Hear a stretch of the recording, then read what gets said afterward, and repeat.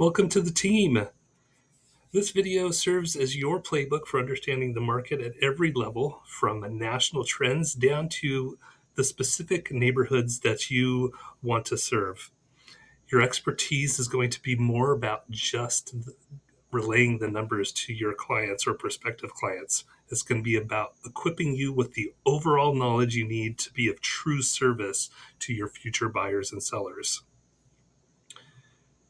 Real estate is a relational business. However, the real value we offer isn't just relationships, or it just isn't friendships.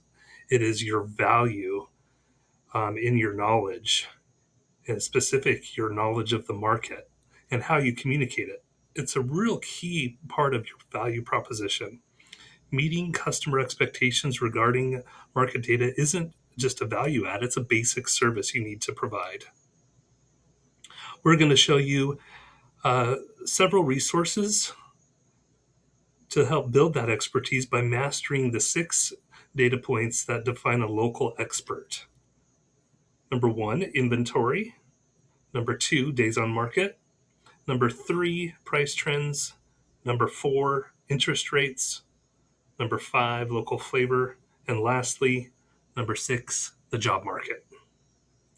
By ingesting these 6 topics consistently, you will be able to speak with the authority of a seasoned veteran, regardless of how long you've had your license. Let the numbers tell the tale, and let's get started. Let's take a look at how we're going to find all of this data. Your primary tool is going to be the Northwest MLS. The Northwest MLS has a lot of data and statistic tools located within it, and the primary one being InfoSparks. Right on the member site, you have a tab, a little card here for InfoSparks, and when you click on that, it'll open up the InfoSparks tool. You have some criteria along the top that you can further refine the information you're looking for, and then down on the bottom are all of the different tabs of data points that you can view. So let's take a look at 3 of the 5 data points that we are really most interested in.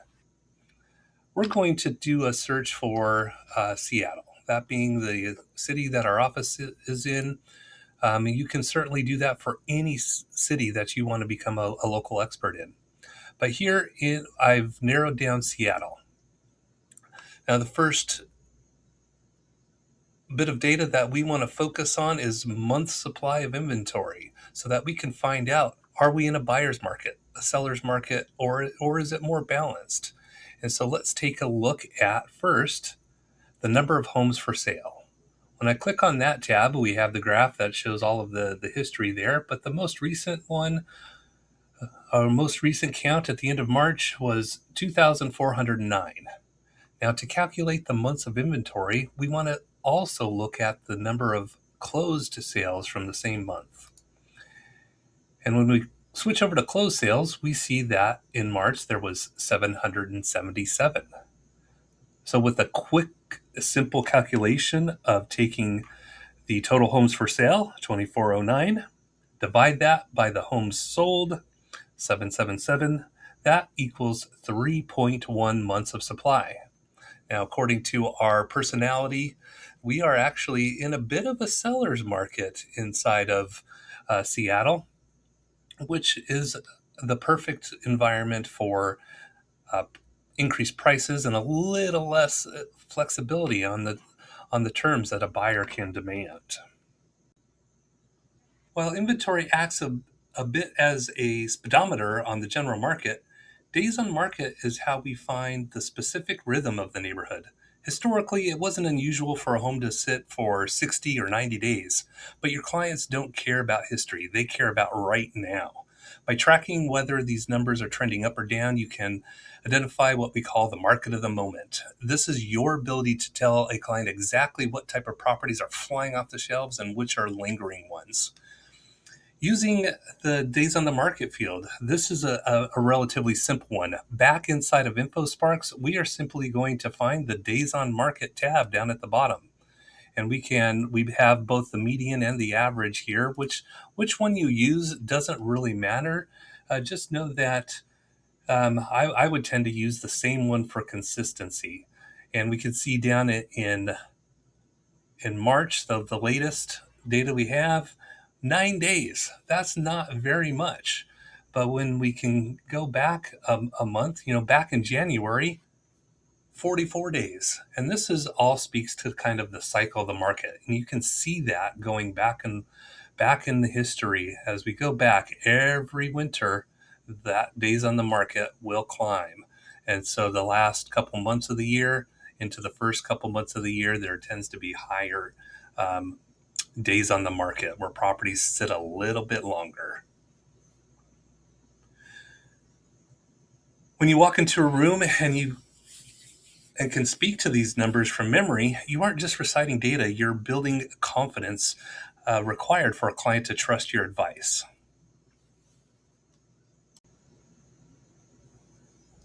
Now let's talk about the metric everyone is fixated on, price.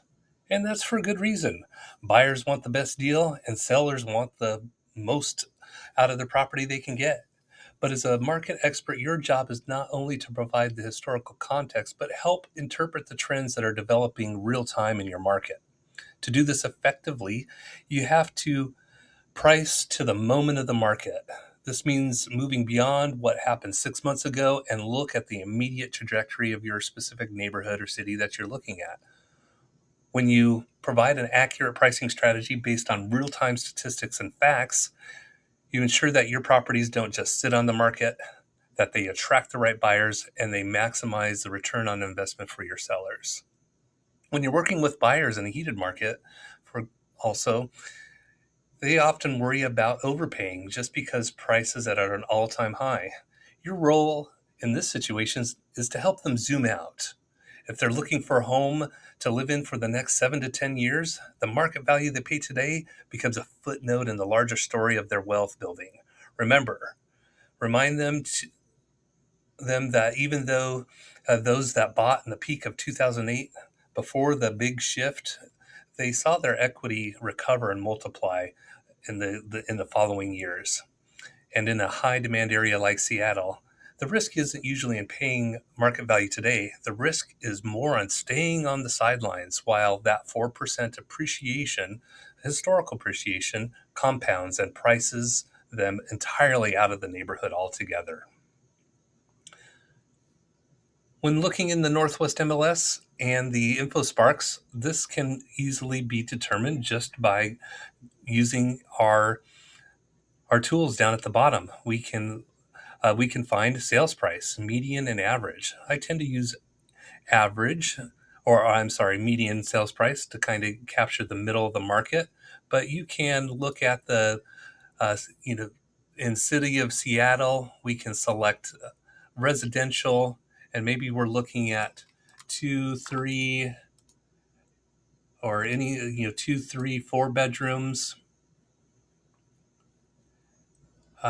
Previously owned, not new construction, and we'll pick a couple of square footage ranges here, and between 2,000, we'll say between 1,500 and 2,500, and this is going to give us a pretty good idea of what prices with this property type have done over time.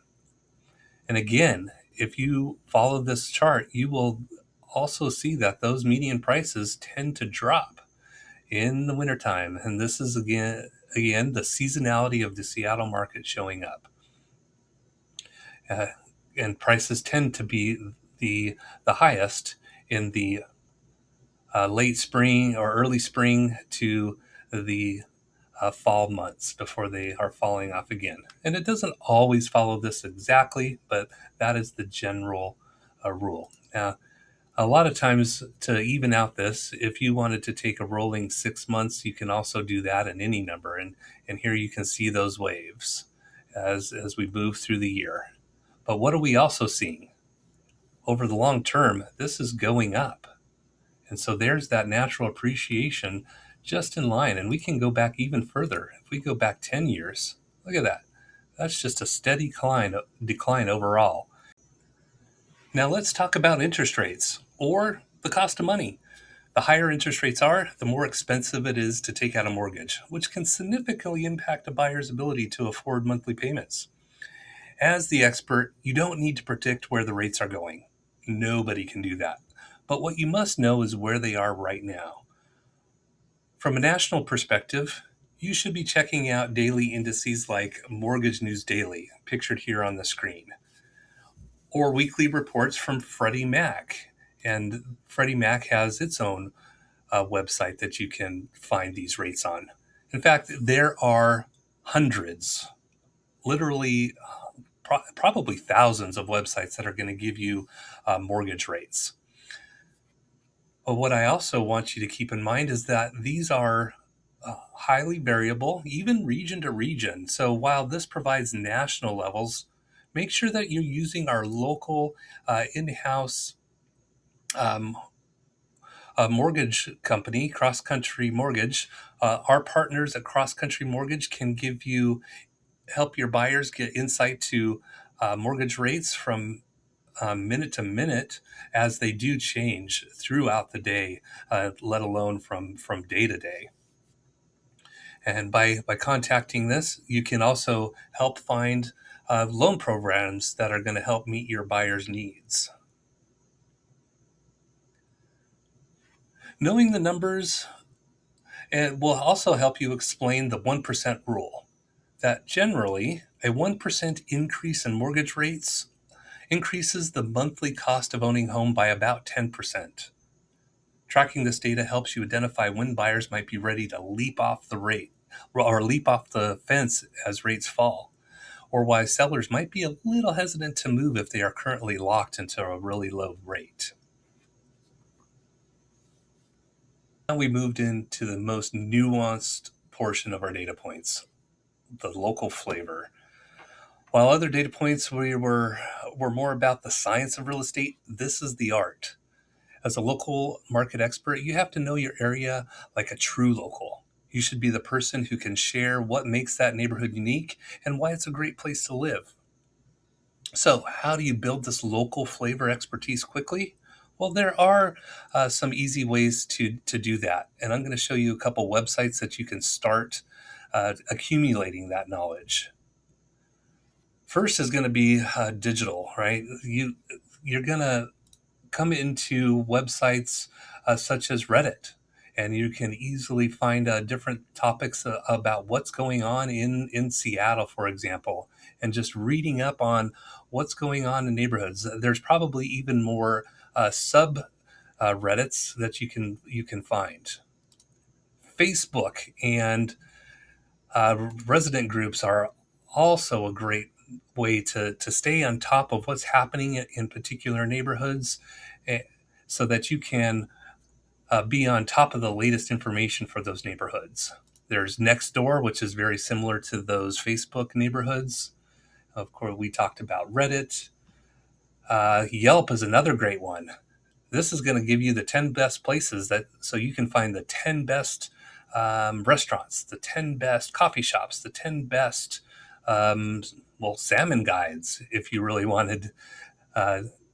This is really going to help you establish your market knowledge, your local neighborhood knowledge, not just the data, but the things to do, the places to go, and the things to see. You can also, here's another strategy, you can also do a lobby and latte tour. Spend one morning a week going from coffee shop to coffee shop in your targeted neighborhood. Observe the vibe. Is it a hub for young professionals, or is it where retirees hang out? You don't know this unless you go and sit in it and experience it. You can even ask the local waiters or baristas, what the locals love most about their area. You'll pick up on details just by being in the environment. And then another strategy I would also employ is to simply take a drive. Drive around on an evening or a morning, preferably not when it's rush hour traffic, so that you can get in a lot of area covered, maybe on the weekends, and just see inside the neighborhood, where are the parks? Where are the the main shopping areas? Where are the small little things that you've found online? There are a lot of different ways to help you become this local expert. But ultimately, what you want to find out is all about where people live and play. When you can speak confidently about these perks of a neighbor and the flavors of a neighborhood, you aren't just selling a home, you're selling the lifestyle.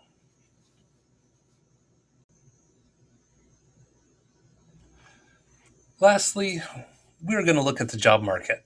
While this is the last of our 6 data points, it might be the most important because the health of the local job market is the foundation of real estate demand. Remember, income is the fuel for home purchases, and jobs provide that income. When a new company moves to town or an employer hands out raises, it creates an influx of buyers. Conversely, if a major employer leaves, that may cool the market and sellers become a little more motivated. Tracking your local job market is like having a weather forecast for future weather demands. You can stay ahead of the curve on jobs by checking websites such as the Employment Security Department data shown here on the screen. There's a lot of different reports that the state of Washington provides on this. You can also use a very data heavy website for the U.S. Bureau of Labor and Statistics, where you can narrow down by major metro area to get an idea of the local job market. And there's just a lot of information here to research and keep an eye on. You can also check in on local business sites, the local Chamber of Commerce for news, the Seattle, the Puget Sound Business Journal, reading articles on um, the comings and goings of different companies, or is Amazon or Boeing expanding, contracting, etc. There's a lot of different sources for you to get a handle, and a really good handle on the local job market. So there we have it. Becoming a market expert is a commitment and an integral part of your professional agency duty. By consistently digesting the data available to you and executing your plan, you can differentiate the quality of your services from that of the average broker, and at the same time strengthen your value proposition that you offer to your clients. Remember, meeting basic expectations is a standard service, but providing unique, expert interpretation is where you truly add value to a transaction. So get started. Open up your calendar now and set a reoccurring appointment with yourself. Just 15 to 30 minutes a week to research and review the 6 local data points we covered today. Developing this habit ensures your advice remains grounded in real-time developments rather than outdated trends. Remember, your clients look to you because you are the professional in the room. Let the numbers tell the tale. Go out, learn the data, and show your clients what high-level expertise and service look like. Good luck.